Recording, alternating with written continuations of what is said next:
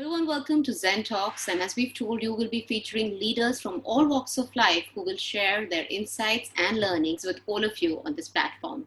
Zen Talks is a platform for sharing stories which can inspire and of stories of people who have led extraordinary lives. And today I have a very special guest, Christoph SPiessens from Manchester, UK. He's a certified life coach, he's a published author, and he has spent more than 15 years in the learning and development space. So welcome, Christoph, to Zen Talks. Thank you for having me, Ruchira. I really appreciate the opportunity. No, it's a great privilege to have you here. And well, as you know, Zen Talks is a platform for creating conversations that can make an impact or make the world a better place. And you're essentially in that field. So tell me about your journey. How did this happen? Did you just, was it a conscious choice, or should I say a mindful choice, or this career just happened to you? It's a great question. It's a big question, so I'm going to keep it as succinct as I can. Mm-hmm. I was, and I'm going to use an unusual word, I was blessed with a rather intense learning opportunity when I was only 10 years old. I underwent 2 years of sexual abuse as a child, which put me on the path of spiritual inquiry. Like, why did this have to happen to me? I'm definitely not the only one. Why does it have to happen to bad people? Long story short, How why old do were bad... you, if I may ask? How old were 10, you 10 years old. 10, yeah. Really sorry to know. Right. And thank you. So why do good people have to go through Bad things. bad things? Yeah, exactly. And that was kind of the start of the whole journey and of self-discovery. And it has put me in contact with many people who were of a like mind. And it's been a really wonderful journey. As you said, 15 years in learning and development. And 5 years ago, I started my own training and coaching consultancy. And I traveled the world doing my workshops based on mindfulness and life coaching to help people reconnect to the flame within, which we all Your inner have. selves. All right. Yes, yeah, which we all have, but it's not always easy to access it. And it takes a little bit of practice, and it takes a little bit of guidance. And especially in these days, it's even more difficult, but it's also even more necessary to do that. Great. But my second question to you is that you have 2 books and your own podcast, and you have interacted with so many people. In fact, we've spoken to a few people who've attended your workshops, and they've said that you've really changed their lives for the better. So how do you plan to make people's life better, or how have you been doing so in the past? Great question. It's perhaps not an easy one to answer, but I will go by my experience. And I think one thing that happens during the workshops, whether that is something that I facilitate or whether that is something that is generated, is that there is a space. A space is being created for people to open up and go deep and explore. And I think it's the holding the space for someone that is so important, and that includes, we can do that for ourselves. Sure. When we live in a day and age where everything is go, go, go, now, instant. And so when people come to a talk or they have a private coaching session with me, yes, of course I have a program and there is content, but I allow for a lot of space. And when you give someone space to just be, you help them to shift from what we call in the world of mindfulness, we shift from the doing mode into the being mode. And that's when usually there's a lot of magic that happens, because it's about removing any self-imposed pressures, any judgments, any expectations. And that doesn't mean we no longer care, or we don't have goals, or we are no longer ambitious. We can be all of that, but we can do it in a different way. But tell me in layman, in simple layman terms, what exactly is mindfulness? How would you define it? And whenever the word mindfulness comes up, there's a lot of intangible, there's a lot of jargon, a lot of rhetoric. So can you tell me, cut through the chase and tell me exactly what it means for a person like you and me, I mean, for a regular person? I'd love to. And thank you for asking that question, because I like to keep things simple. And I think simplicity is at the core of mindfulness. Definitely. It's about creating a gentle breathing space between you and your constantly thinking mind. And when you do that through meditation, through mindfulness practices, you create that space that allows you to take a step back for a moment and to look at things and to see them in a different light, to see them with more clarity.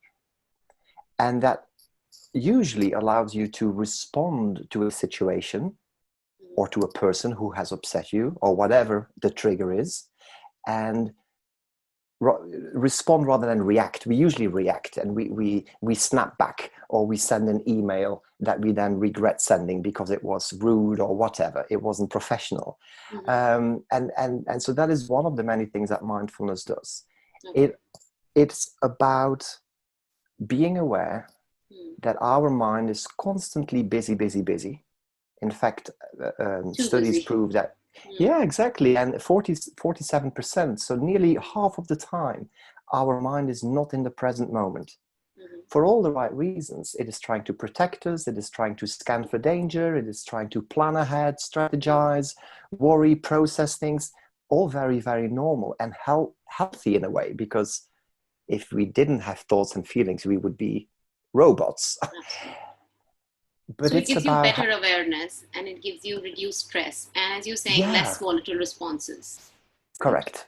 Yeah, So that's what mindfulness would do in simple layman terms. yeah. All right. Great. But in the current scenario, as you know, we're all battling with the after effects of the pandemic. And at the workplace, especially because you worked with the leading companies of the world, at the workplace, especially, things are very, very difficult.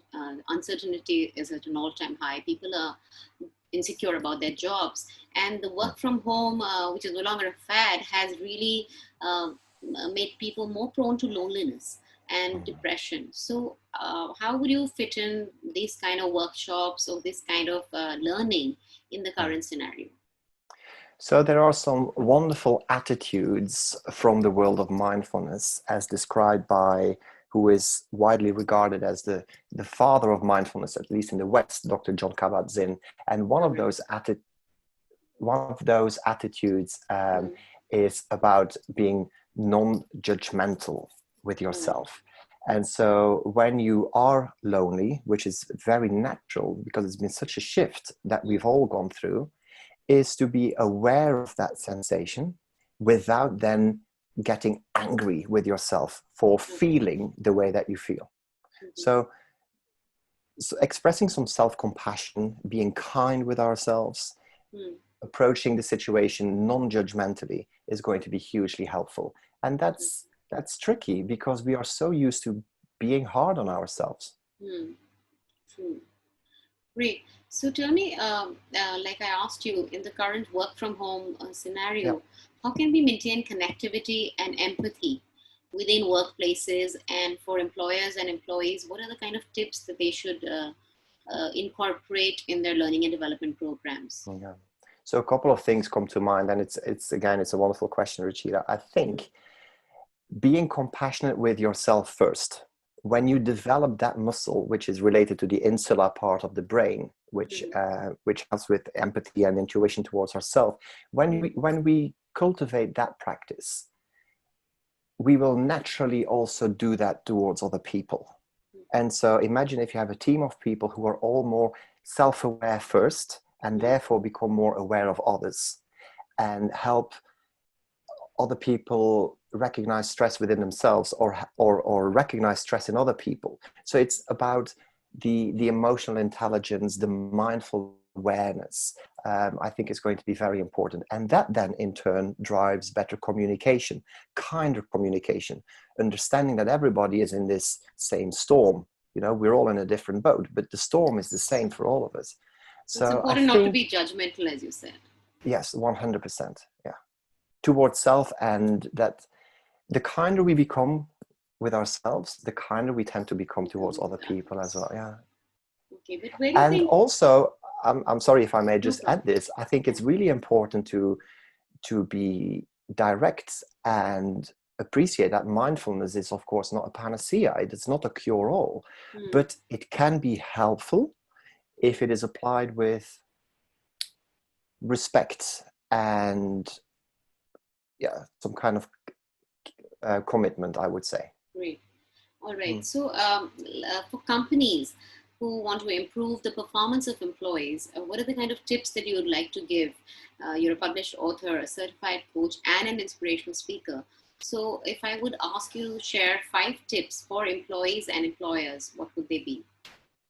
5. Okay, will you help me count? The first thing that comes to mind is make sure that your employees, your team, are aware of the mission and the values of your company.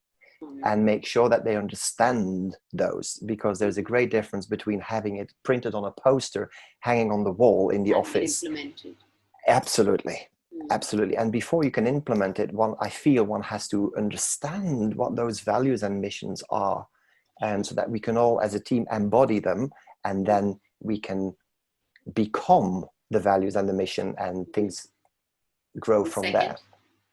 The second would be involvement. Get your employees involved, keep them involved, give them a space to communicate clearly, to be heard. That links back to holding that space that I mentioned earlier, because that's what I see what happens during my workshops. So I think if leaders do that with their teams, who doesn't blossom when they are treated with some respect? We all do. If I feel appreciated and respected, I'm going to perform better. Definitely. So positive environment. Yeah. What else? The third one. I would say focus on the strengths of your employees and give them opportunities to use those strengths, and allow employees to be proactive, to come up with ideas, to come up with new ways in which they can actually deploy their strengths more clearly. Allow for dialogue rather than a monologue, basically. 100%, yeah. And when it comes to the weaknesses, which is not my favorite word, but your not strengths, find a way to support your people, which probably brings me to the fourth one, which is coaching. Create a coaching culture. In this day and age, and I really do appreciate and I respect very much that this does depend on culture. But the days where things were very directive and one way, I think, are behind us. Yes, we need leadership. We need someone. We need a captain, at the helm. But the captainship is not going to go anywhere without the sailors on the ship. And everybody plays a role, and everybody brings value. And through creating a coaching culture, you help people develop in many ways. And the more you do that, I think the more collaboration you're going to get. And the fifth one, of course, has got to be find ways to implement little moments of mindfulness throughout the day. As much as I would love to come into your business and work with your teams, here are some freebies. You can, at the start of every team huddle, at the start of every important meeting, before a client visit, whatever the situation might be, build in a few moments to, and this can be seconds, it doesn't have to be 30-minute sit-down meditations, to help people focus on their breath. It could be identify 4 different shades of blue around this room, and you get people's mind to focus. Exactly, rather than be distracted by all the fears and anxiety and stress that we all have. But through mindfulness, you narrow the focus, so to speak, and you will have a team that's raring to go. Definitely. So and at the core of every company are its people. So happier people mean better results. Yes. Great. So thank you for those very practical tools, and I'm sure all the companies who will be watching us will benefit from this. And now I'm just coming to a fun little rapid fire that we have, and it'll be interesting because you are in the mindfulness space. So the question for you is that what annoys you the most?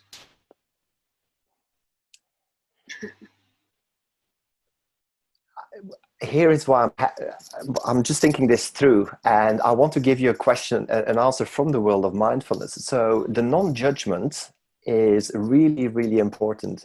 Mm-hmm. And so when I do find myself judging, then That's right. that annoys me, All right. which then of course allows me to practice mindfulness, because it's about not judging my judging. Like All I right. said, we are human beings. We are going to have opinions. We're going to be influenced by people. Some people will annoy us at times. A situation might be really stressful. Okay. But so it's being aware of my, ooh, I really don't like what's happening here. And you know what? It's okay. It's So you okay. deal with it. So how do you calm Yes. yourself then? When you do get angry, how do you calm yourself personally? So again, beautiful question. The awareness is the main thing. It really is. And I know that's perhaps not layman terms, but being aware of what's of Happening around you. anything, that the energy that's building is usually, that's the stop sign. That's the stop sign. Okay. Now, how do I get to calming myself down? It can go fairly quickly. I can go for a brief walk, do some stretches, some positive thoughts, affirmations, as long as they are genuine and credible, Mm-hmm. and mindful breathing. Yeah. And lots of self-compassion. Great. You might be a mindfulness teacher, you might be a coach, you might be a published author, you might be a world leader who's got a lot of tips and tools. But you can still get angry. Of course. Of Yes, of course. course. We're all human after all. Great. So what is your favorite quote? That's the last question. What is your favorite quote? I'm Something going that always to comes to your mind. I'm going to bring in my granddad, who was my hero, and he always used to say to me when I was a kid, one day at a time. And that's it. That's all he said. One day at a time. Always when I would leave the care home, he would pat me on the back and he would say, one day at a time. And do you know what? He's so right. Absolutely. Of course we plan. Of course we have goals, dreams, ambition. Mm-hmm. But today is where it's at. What matters. Mm. Great. Thank you so much, Christoph, for those very practical tools. And as you explained beautifully, mindfulness is all about better communication, better empathy, better performance, and increased job satisfaction, and maybe better relationships also. So thank you for sharing all your inputs with us and your insights. And thank you for being with us on Zen Talks. Thanks a lot. Thank you again for having me. Really appreciate it. All right. And all of you, don't forget to like and subscribe to this channel. And you can also get in touch with Christoph if you'd like a personal session. You can follow him on his social media links or get in touch with him. Thank you all, and goodbye.